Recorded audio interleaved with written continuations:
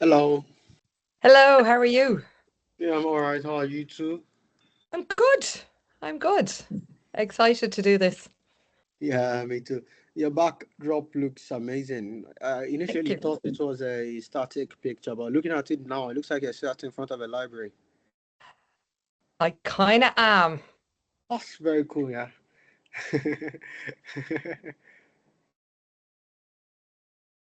It's Yeah, real.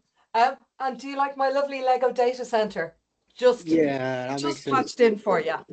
I've been trying to get my hands on one of those for a while now, but I keep not winning the games. You can actually order most of the pieces online, Ah, particularly for the Z16. Z17, the on the Z17, door the door tiles are actually printed, but you can actually probably make it with stickers. Um, and the DS8K only has two printed tiles, I think. Again, you could do them with stickers easily enough. They're just like one by one tiles. that's very cool. But it makes me laugh. It does cheer me up. That's great. So we're just gonna wait for the rest of the students to come in, Cool. Yeah. and then we join in. Yeah. So I've just done this is just a Q&A. I haven't done any slides or anything like that. I'm just kind of after you introduced me, you gave me a couple of key questions, so we're just going to go through them, I believe. Yeah, I And think then, that's fine. Some of the previous speakers had slides. I think it depends mostly on the topic and Mhm. stuff. So we had a data science one that was more, it was presentation based on all, and then we had one on performance, and that was I think a bit more open ended, and we had the one with Joe Winchester, which was also sort of I think he had like 3 or 4 slides, and then most of Yeah, it was just him sharing his screen and then showing and sharing resources like yeah, if you wanted to go into this, yeah, explain the key guy and stuff like that. So it's open ended, very yeah, free. So yeah, I'm just that's gonna still cool. wait for others to join. I should have been smart and picked links and gotten a set of links that I could send into the chat, but I didn't think of doing that. I can send it to you afterwards. They're all links that you probably know of anyway. Um, so if you're posting this on YouTube, you can probably, the way you have your In the notes. description, Yeah, yeah. we can put them in there because it's just things like IBM Z Explorer, things like you know Tech Sharma podcast, the Mainframer Society, Dino Framers, all those kind of things. So I think you'll have all those links anyway. Um, Joe's probably got them in his episode already. Um, so like I had a bit of a look. Um, so yeah, Okay, people are starting to join in. excellent. So ideally, we all the sessions we've had, we start at 1:05 because sometimes people remember maybe the alarm goes off at 1. They struggle to quickly find the link where they pinned it and then they click on it and have to set a request to join in and accept and stuff.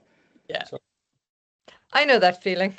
yeah. We remember this week was GSUK, so the virtual conference. So I chaired 7 sessions during the week. So there's a bit of I don't. I'm hoping you guys got to go to some of that. It was really good. I wasn't able to I was able to join in because I'm in my last semester of uni, so Oh, did I've had you? I've had my hands filled for a while. Yeah. If you register for it, you can watch the videos later, and the videos aren't going to be up for another couple of weeks. So by the time you're finished, you're going to have exams now, do you? I've got one exam. It's mostly been research work and Okay. development work because I'm doing a CS degree. So most of my assessments have been actual uh, coding based, tax based stuff like that. So it's very, Okay. Oh, that's not so bad.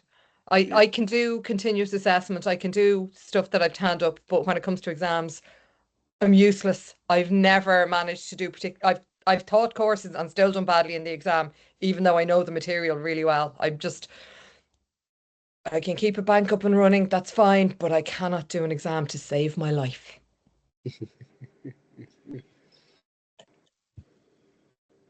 But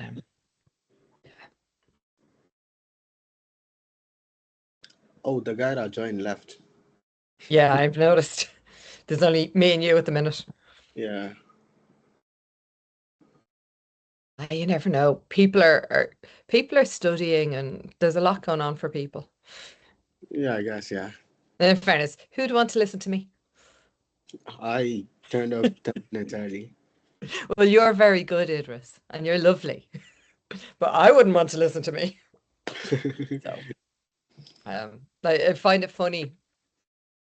So when I'm doing IT related, particularly mainframe related talks and discussions and events, I have to get permission from work to do them. Whereas by night, I'm on the register of qualified genealogists, and I do a lot of genealogy and family history type stuff. And when I talk on that, I don't have to get permission at all. So it's kind of funny. Monday, I got a phone call from one of our local radio stations asking me to go on to do a little interview on the 1926 census, which has just dropped for Ireland. Didn't have to do anything, just found a room, was able to do this. Whereas to do this talk with you today, I actually had to get permission, and they went through like 3 layers of management, and you had to talk to the comms team, and it was interesting. It's a lot more difficult to do this kind of stuff. Yeah, I was a bit surprised when you mentioned that as well. So, Yeah. A lot of companies, particularly banks and large corporations, are wary of staff randomly going out and talking because they don't want us to let out, you know, they don't want us speaking badly of them. They don't want us to talk about things that would be proprietary. They don't want us letting out, the corporate secrets, anything like that. So anything I'll be talking about today is going to be quite generalized. Um, I can still talk quite happily through what I do day to day and things like that, but it won't be very, this is how our systems are configured, you know? yeah, I guess that makes sense. Yeah. So, because of people who might eventually join in on YouTube and stuff, I would suggest we start now, even though it's just three of us for now. It's Yeah. me, Mandela, and then you. So, if you would like to kick it's being recorded anyways. We'll probably cut out the chit chats, but we could keep Yeah. it. It's gonna be a fun podcast to listen to. So, so if you would love to start now, yeah. Sure. So hello, Idris. Hello, Mandela. Hello, Hassan, and everybody else who's watching on YouTube. And those of you who joined late. Um, my name is Aileen Wynn. I am a mainframe systems programmer from AIB, which is one of the two largest banks in Ireland. I've been doing this for quite some time. And when Idris very kindly asked me to do this chat with you, he gave me a couple of kind of questions or statements to talk about, some themes to come through. I think probably the first thing to do is, what is a systems programmer, which is what my job title is. And essentially, I'm working on the mainframe. I am not an application developer. I do not do a lot of coding in my job.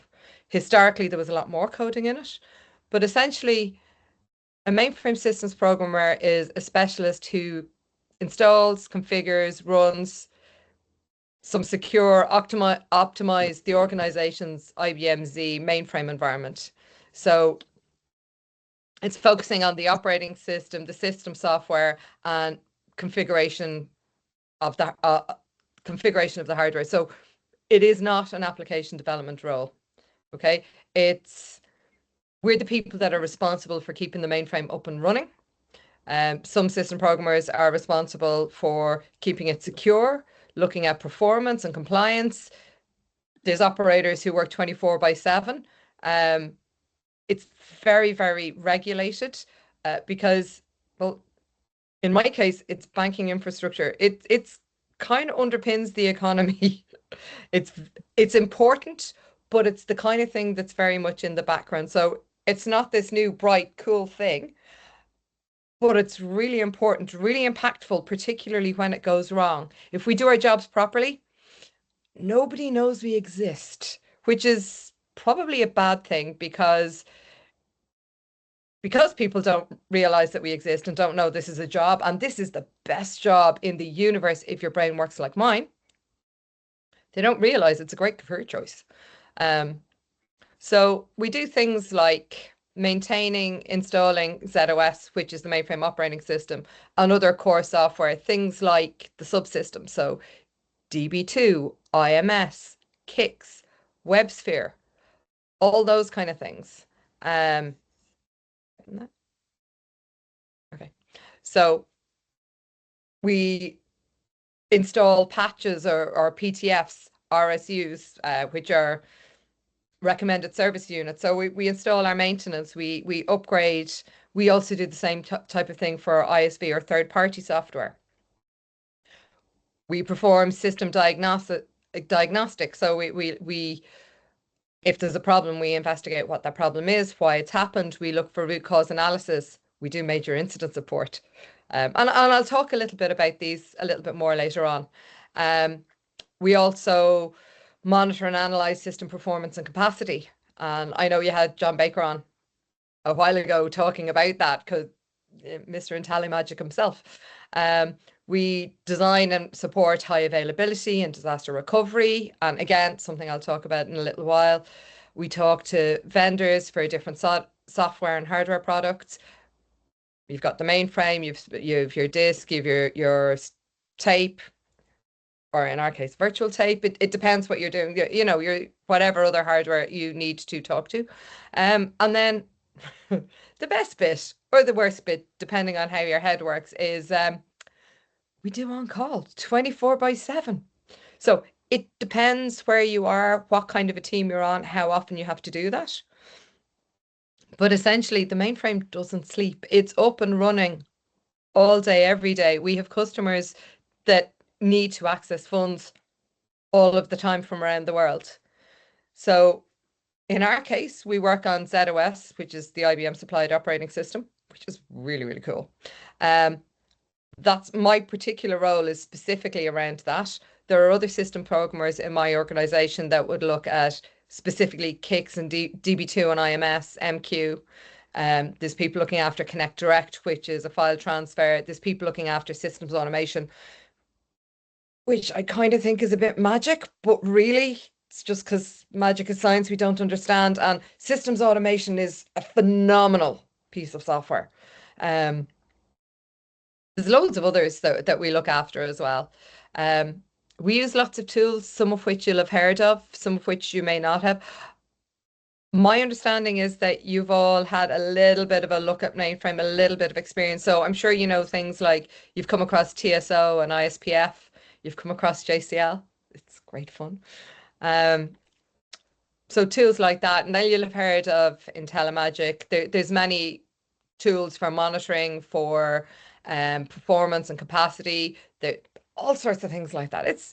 There's a lot of fun. We also, in the systems programming world, would look after storage, so disk, tape, virtual tape, interacting with them, connecting them to the mainframe, making sure that there's enough capacity, using the software that manages them, things like HSM and DFSMS. So there's a whole world of that out there. We also work on the network side of things. So there's VTAM, which is kind of the 5-layer model that you read about that was very historic. And then obviously TCP/IP, which is VTAM is the 7-layer model, TCP/IP is the 5-layer model. But VTAM, TCP/IP, that's a whole thing in itself. And that's actually where I started on the mainframe. Then there's HCD, which is the hardware configuration, which is a whole that's fantastic. That's really interesting stuff. And then obviously we look at high availability and disaster recovery. So huge amount of stuff that we do. If you kind of look at it like the developing community, the application developers, the testers, the project managers, all of those kind of people, vitally important. If we look at it as a city, they would be the people running the shops and the offices, running all of the businesses, all of that kind of stuff. Whereas the systems programmers are the people that run the utilities. So we'd run things like the water system, the sewage system. We'd be looking after everything that's underneath there, making sure that the roads have enough capacity for the traffic that's on them. All those kind of things, emergency service. That's the kind of thing we do. So it's infrastructure, it's underneath the application stuff. It's our job to make sure that the applications can run smoothly. So yeah, I'm happy for you guys to stop me at any point and ask questions. I'm happy. Oh, we have chat. I'm also happy for things to come into the chat. So, my definition of simple things is not very simple. What is IntelliMagic? IntelliMagic is a piece of software that we can run on the mainframe coming from IntelliMagic. It's now owned by IBM, and it's monitoring and capacity and performance. So it's the software that people should go back and look at the brilliant presentation John Baker did, because he spoke a little bit about how that hangs together. And that's a really good question. How does my brain work? I have no idea how my brain works. I like lots of little things. I love problem solving. I remember speaking to my mother one day, and I was saying to her, one of the worst things about my job is one of the best things about my job. And that is that no matter how brilliant you are at this job, you will never know everything. You will never finish learning. And my mother was going, no, no, you should look at it like you are brilliant at what you do. You can achieve everything. And I looked at her and I said, there are people in this world who've been doing this for years that are famous in the mainframe world. People like John, Marna Wally, or Mark Wilson, Mark Nelson. There's so many amazing people that are phenomenal at what they do. I have a friend, Gary Carroll, who started working with my dad when I was about 5 days old. He's still working with us. And when it comes to kicks, within the AIB context, he knows everything there is to know. My proudest moment is teaching him something. It was only a small little thing in ISPF, but I got to teach him something because I used to feel he knew everything. He'll be the first person to tell you he doesn't know everything. He just knows a lot of stuff. And anyone in the mainframe community who knows a lot of stuff, we're always willing to learn. And we love learning from people who don't necessarily have as much experience as us, but everyone has different experience. So I think hopefully that explains what a systems programmer does. If you compare a mainframe systems programmer to a distributed platform engineer, so somebody who works with maybe Kafka and Cassandra, they look at messaging systems and distributed platforms. So from the mainframe side of things, we're installing and maintaining software, we're managing availability, disaster recovery, resilience, we're supporting 24/7 operations, we're working directly with vendors. And basically, we're treating our system as a single coherent machine, even when there's lots of LPARs, there's lots of sysplexes, there's a lot going on, but it's the mainframe. Whereas in the distributed side of things, vitally important, they're looking for kind of fault tolerance across unreliable networks. They're working on kind of many machines that need to work well enough together. So they're looking at coordination and replication. They're trying to make things consistent. They're scaling things horizontally across many machines, whereas we would be scaling things right the way up. So mainframes are very scalable. They're very reliable. When secured properly, they are incredibly secure. There are many debates about that, but it's a very securable platform. Scalable. Oh, and it's really available. It's very resilient. So yeah, I think that does that kind of answer what a systems programmer does. Yeah, that made a lot of sense. I think I understand it now and actually getting interested in it anyways. So yeah, thank you very much for that. Cool, cool. Um, okay, what was your next question? I should probably talk a little bit very quickly about how I came to be where I am, because one of the things about getting into systems programming is there isn't one way to do it. There's all sorts of different ways. I've been doing the job for a little bit too long, over 25 years. When I came into it, in general, where I was working, they were hiring people with non-computer degrees. I was unusual. I had scraped computer science as part of my general bachelor's degree. It's 1998. People are working towards the Y2K bug. So, and fixing that and making sure that the world didn't stop at the turn of the millennium. Um, there was some internet was dial up. We not every house had a computer. It was the kind of thing you could get a career where you thought you were never going to work with computers. Um, and when so when I came out of college, I didn't want to work in computers at all. I had studied computer science. It was very theoretical. It was very dry. There was quite a bit of programming in it, and I'm not a good programmer. I'm great at many things. Programming is not one of them. And so I didn't think I wanted to work in computers. So I tried to be a primary school teacher. I was a nanny and a I worked in daycares, and I worked in a Montessori school for a while. I worked in a factory for a while. In fact, it was a turnkey factory, and we were copying the Microsoft operating system onto I think it was something like 23 floppy disks. And then another part of the factory packed that and sent it out. Um, so very, very different jobs to what I was doing. I then worked as the IT manager for a charity. And an absolutely brilliant job when we were there were times that we were really, really busy and we were doing 12, 13-hour days. And then there was other times when the charity basically built up to a big event similar to Red Nose Day in the UK. It was Blue Welly Day in Ireland. Um, so multiple events going on around the country, and I was coordinating the IT side of that. And from that, because I had that experience, the bank, when I applied, and I did we also had to do application aptitude tests. So I did the aptitude test, I did an interview, and eventually I got into the bank. They put me into the mainframe network software team. And it was different. This was not like any computer thing I had ever experienced. It was green screen. It was VTAM networking.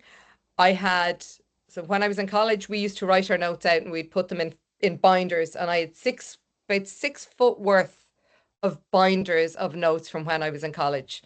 And out of all of that, and in the 25 plus years that I've been doing this, one page out of all of that has been relevant to my career. That said, computer science nowadays, there's a lot more focus on marketable skills. There's a lot more focus on practical work, and a lot of internships and apprenticeships as well. So I think it's an awful lot better than it was when I was doing it. And I've spoken to people that I work with. So some of the people I work with did do computer science and computers, data processing back in the day.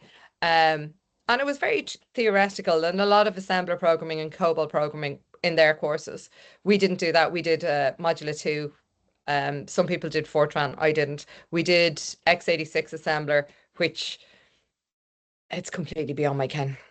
I could, when we did group work, it was great because I could write out the specs, and I could do documentation and all of that kind of stuff, and I could present, but other people were better at the programming side of things. So when I came into the bank, I started working in network. I then ended up in the host support team, the operating system team, and I was mainly looking after ISV software. So that's the non-IBM software that we were using. I then got to do, I got to start working with some of the IBM products, and it was upgrading and installing. So the first thing you do is you learn how to apply a little bit of maintenance. And then when you're confident applying maintenance, you'll get to do an upgrade. And it was all through SMPE, which is one of my favorite things. I love SMPE. It is the method that we use on the mainframe for managing software. Yeah, and I might come back to that later, if you want. So yeah, I ended up I went from network, I went to the operating system. I then ended up working in the storage end of things. So I was looking after the tapes initially. We had physical tape, then we had virtual tape. So I was looking after that initially, then a little bit of working on the disk subsystems as well. And then from that, I went back into the ZOS team, and since then, it's mainly looking after the installation and maintenance of the operating system, some of the subsystems like Connect Direct. I've done installs for like DB2, Kix. So that's the kind of thing that I do, and that's how I ended up doing what I'm doing now. Absolutely loved it. As part of that, when I was training, Ireland doesn't have that many mainframe shops. So when I started, we used to do our training in the UK. So we'd go over to IBM in England, or sometimes to London, sometimes to Hersley, and we do courses over there. And then when we were there, when I was a little bit more senior, I got to go to what was then the GSE conference in Whittleby Hall. Now it is the GS UK conference, and now we've just come off the back of the GS UK virtual conference for 2026. If you didn't get to go, if you'd registered, you will be able to see the videos probably in about 2 weeks' time. So one of the things I'm going to talk about later is where do you get information and how can you learn a bit more about mainframe. And one of the things is the GS UK YouTube channel has loads of videos. So this year's videos won't be available until next year, but last year's videos I think are there already. So yeah, so that's where I came from. I think you asked about kind of what my day-to-day is like. And the thing about my job is it depends. It's very different depending on what exactly is happening. There are certain things that we do every day, and then there's other things that kind of are cyclical. So they happen every 6 months, every year, every 2 or 3 years. So a pretty good example is the first thing you do in the morning. I would always log on. I will look at my emails. I will look at our incident management system to kind of get an idea as, are there any problems? Has anything come in overnight? Now, I start early in the morning. I tend to start at 7 o'clock, which is great because for me, it means that I get in early and I get out earlier. For the bank, it means that they have coverage because some of my colleagues would start later. So they've got coverage from 7 in the morning to kind of 6, 7 in the evening. They've definitely got somebody online the whole time. And then obviously we have on call overnight. We also have the operators, completely different job. They do amazing stuff. So they're monitoring for alerts. They would have instructions. So if certain things happen, certain batch failures happen overnight, or certain systems take a dump or have an issue, some of the things that can happen, they can resolve them themselves. Sometimes they need to call out. It just depends, but they do a phenomenal job. And they are 24/7, 7 days a week, 365 days a year. There are operators on. There's a shift of operators working in the background. Without them, we couldn't do anything. Typically, in the past, many systems programmers would have come through being a mainframe operator. They did that for a number of years, and then they'd move into the systems programming team. It can happen. That's one route into it. So yeah, typical day for me. First things first, check what's happening. Are there any incidents? If there is an incident, is it something that I need to look at immediately? Is it a batch failure that happened that, while ops didn't have to call out on it, needs to actually be fixed so that other batch can run and catch up with it? Is it something that doesn't really need me to do anything right now, but somebody in the team needs to look at during the day?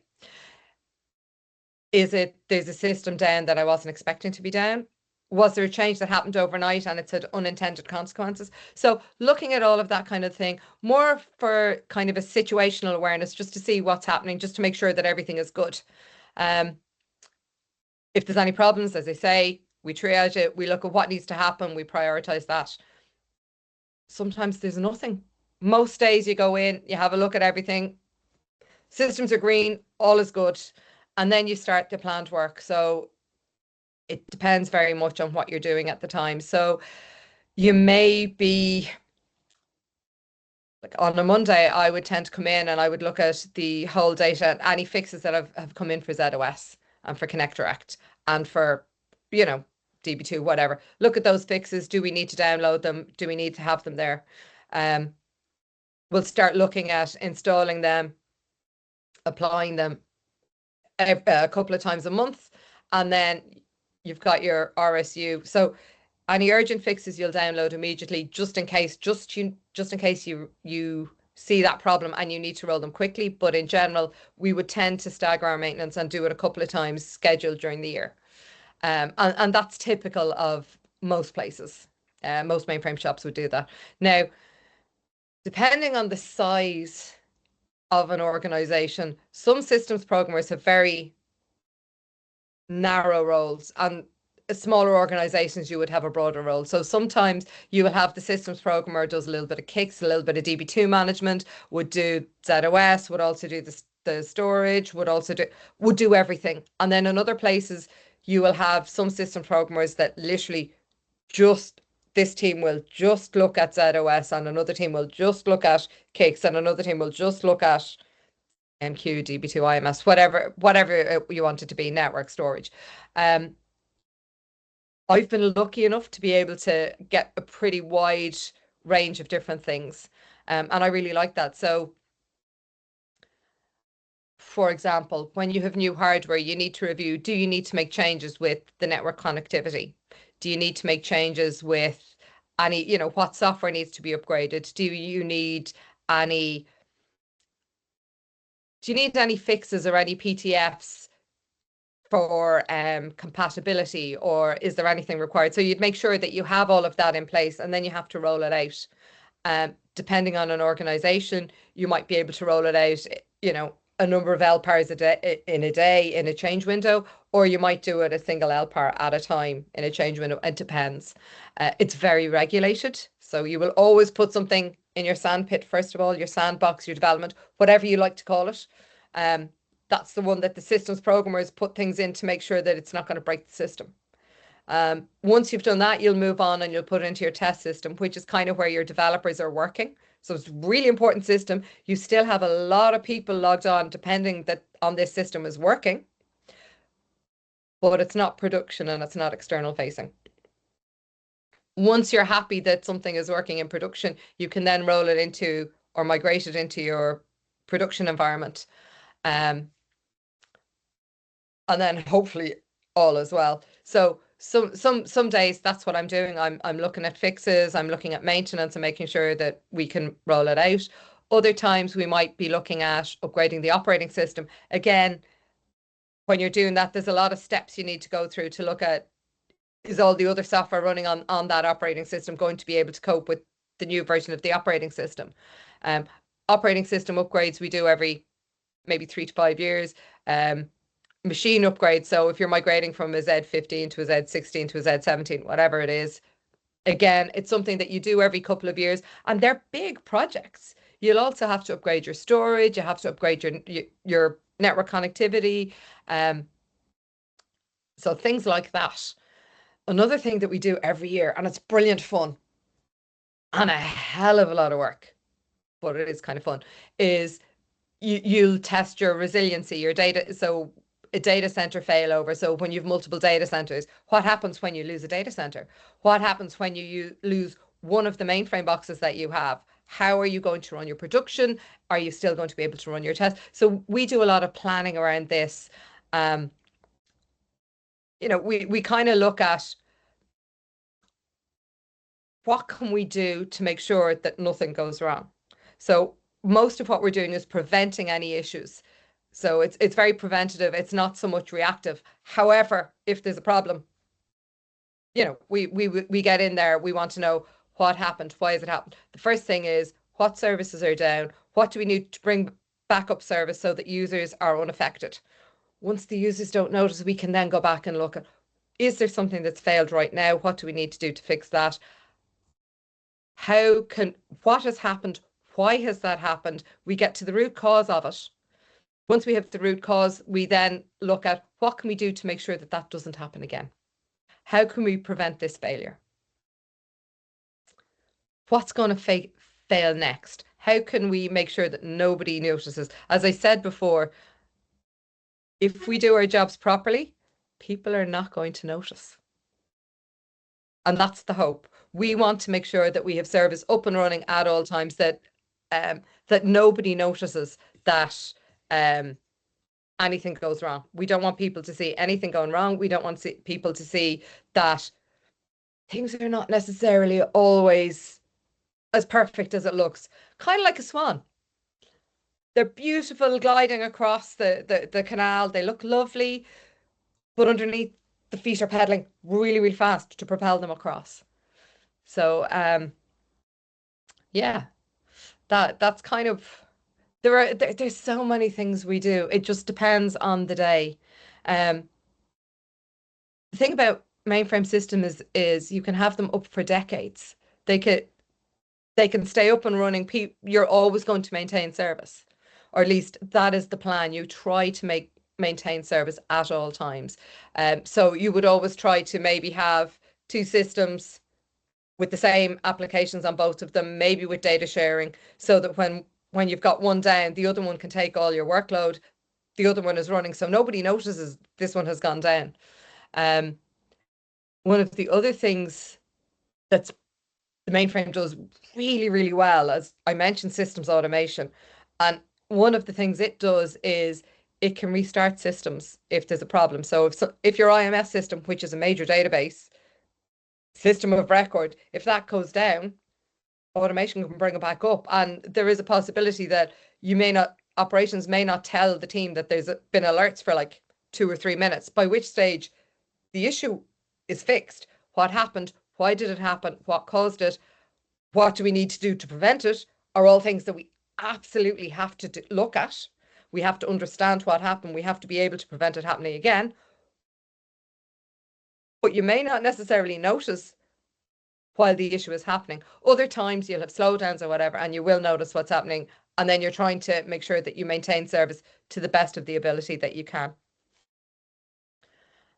Does that kind of make sense? Like, as they say, Yeah, it does. Yeah, it's and a real different. Every day is different. You never know what you have an idea of what you think you're gonna do. That's not necessarily what you're gonna do that day. It can completely change. Um, and then of course you'll have other team members sitting beside you. So some days, um, somebody will have a question. They'll ask the question. You don't know the answer, so you end up down a whole rabbit hole trying to uncover what happened, why. So you really need a brain that likes problem solving and likes puzzles, um, but that can be organized as well. Um, so yeah, does that kind of covers what we do day to day? Does that make sense? Are there questions? yeah, it does. It sounds very similar to some of the things John mentioned about Z performance, because John also emphasized a lot about preventing fires over putting fires out. He Yes. used the Superman analogy about how it's better to have a great wise wizard in town that makes sure you never have a fire than to have a superhero figure that always comes to save the day when there's a fire. So it sounds very similar as well. So yeah. Yep. That checks out. That's absolutely fair. Um, I think a lot of what John said was how do we keep systems up and running? Um, and there's a lot of things we do. That was another one of your questions. So I think there's been a lot of COBOL's really important in the news, and it is because it's still one of the largest programming languages out there. Not so much because modern, newer programs are being written. There are, but there are a lot more popular programming languages that are used nowadays. However, there's so much COBOL code written that's underlying really, really important infrastructure and banking systems, air.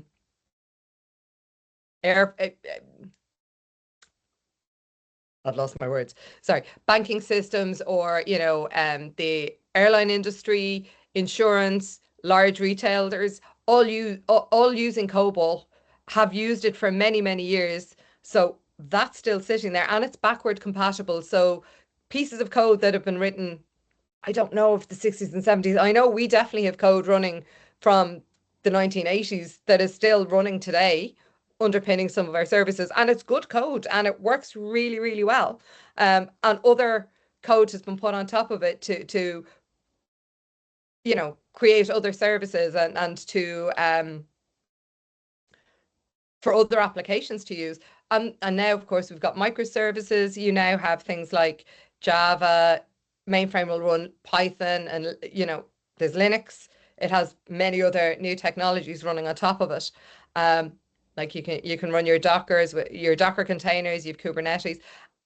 The thing about the Mainframe is, while it has a huge, huge, big pool of history underneath, and that's why COBOL is the biggest language out there, it's got all this stuff building up on top of it. And mainframes kind of evolve and develop to cater to business needs, but they're retaining the reliability and the availability, the scalability, the security, and the backward compatibility, except in Java. Java does not do backward compatibility. It is the bane of my life.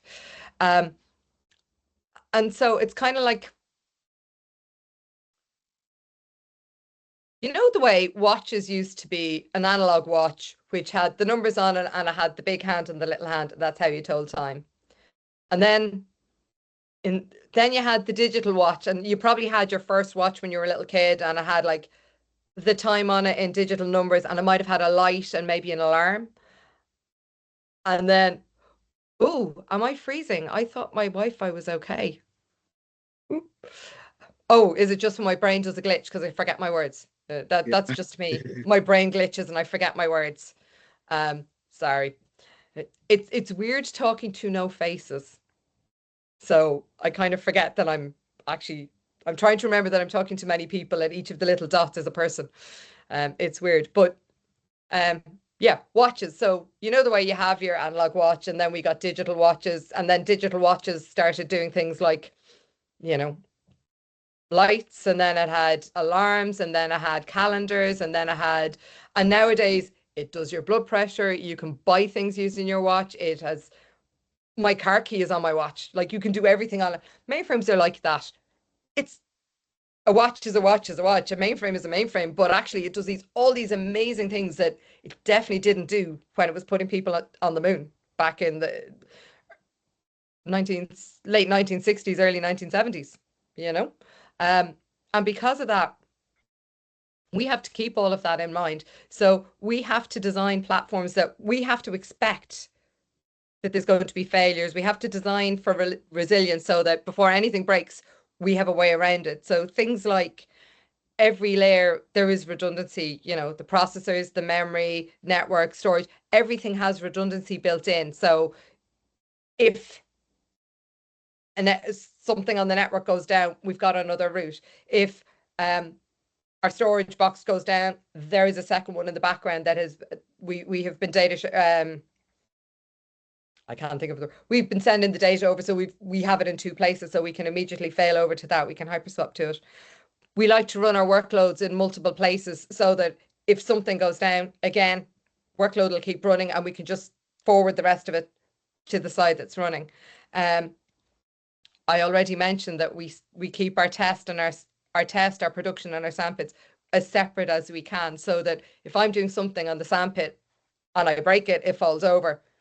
Doesn't matter to anyone else, only to me, a couple of people on my team, that's it. And then when we're doing test, we try to have no failures in test. but at least it's only tests. And then obviously application developers are working in tests, they're doing their system test, their unit testing. So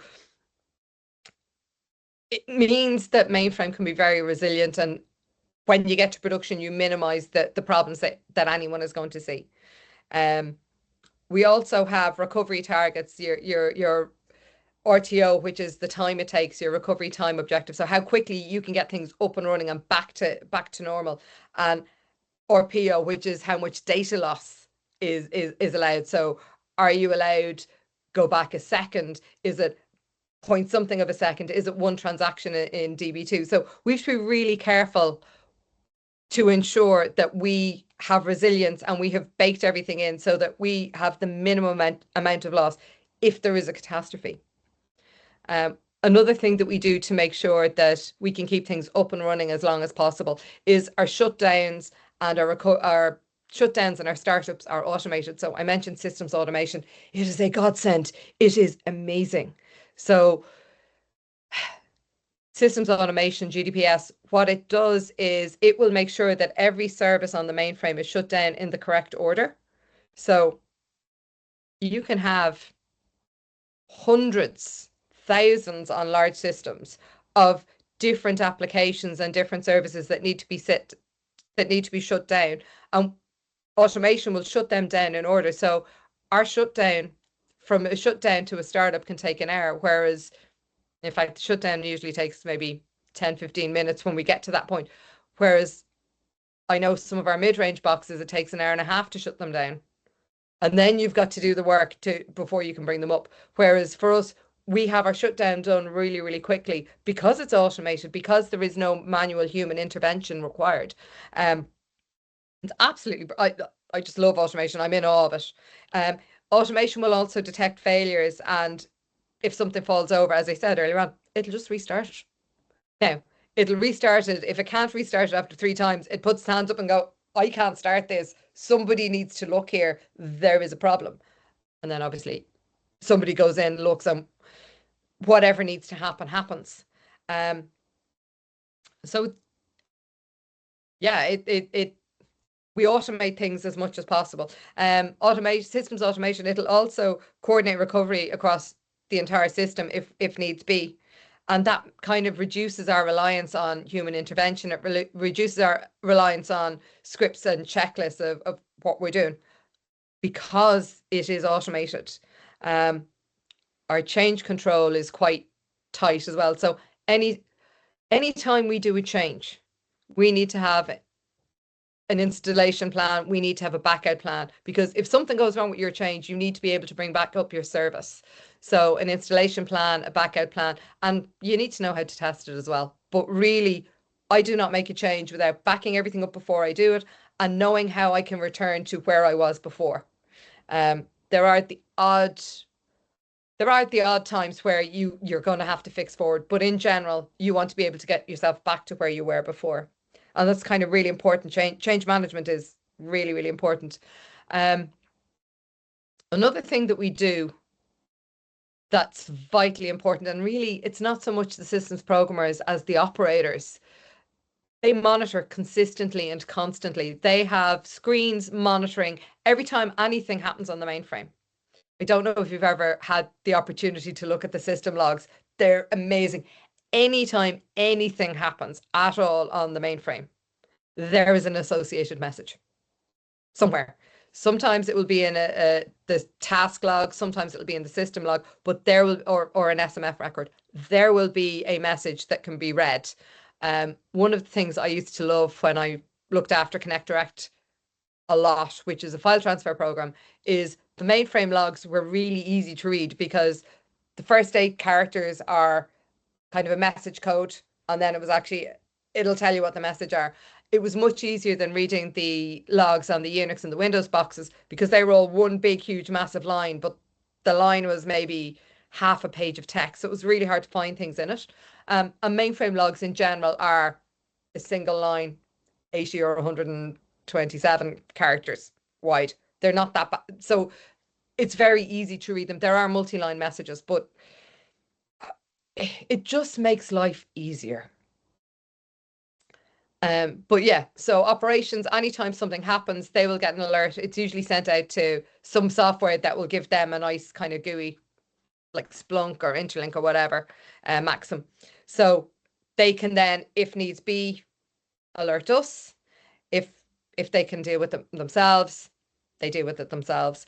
We have a lot of operational data that we put into other software to kind of detect patterns and have a look at, what's happening. Is there anything that's not what we expect? For security and the security systems programmers, they would analyze a lot of, they do a lot of reporting and a lot of checking who's accessing stuff they shouldn't be.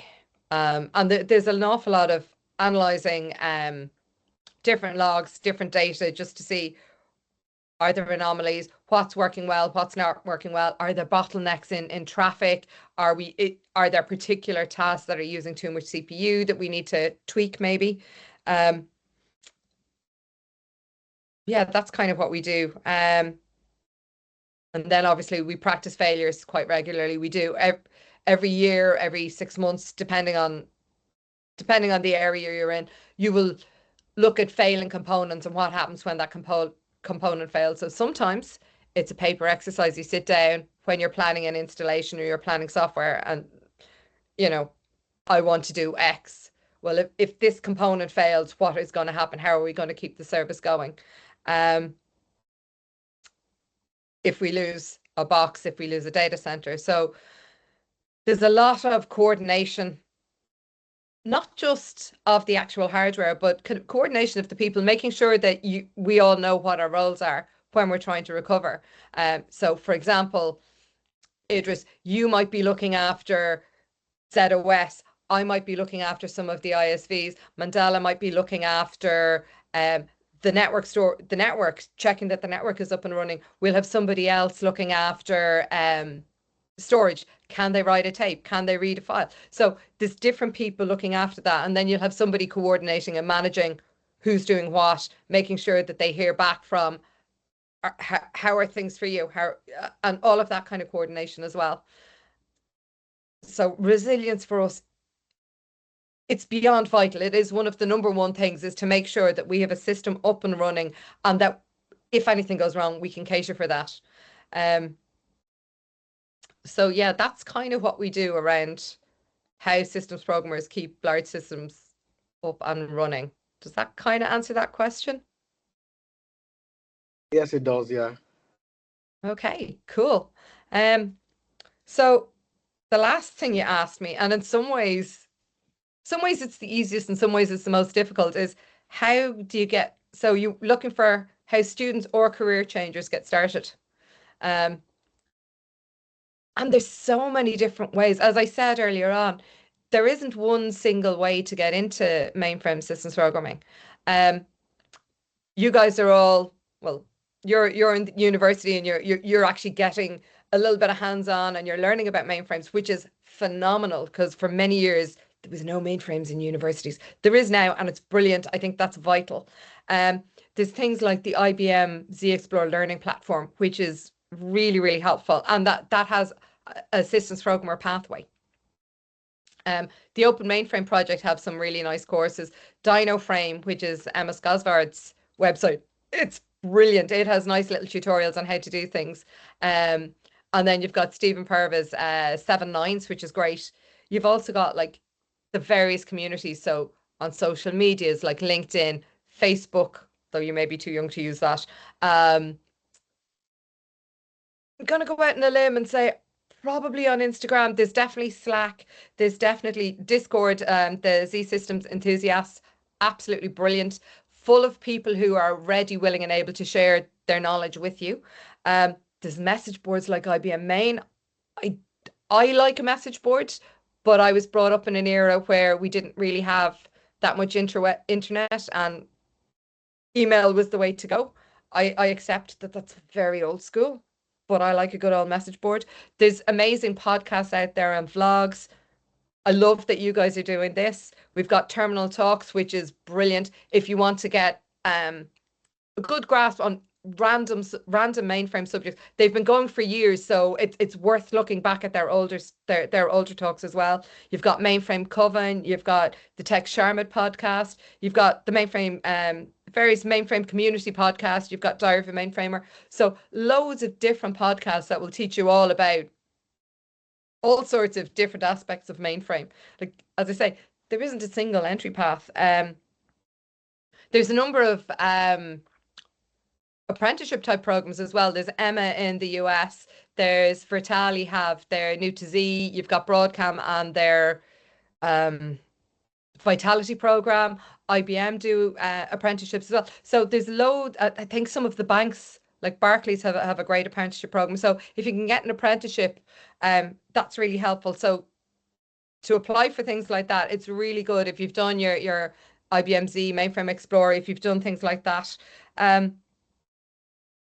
For career changers and people later in their career who've decided, ooh, mainframe looks fun, they're right. Mainframe is incredibly fun. And the best thing is you'll never stop learning. You can leverage the experience that you already have because a lot of the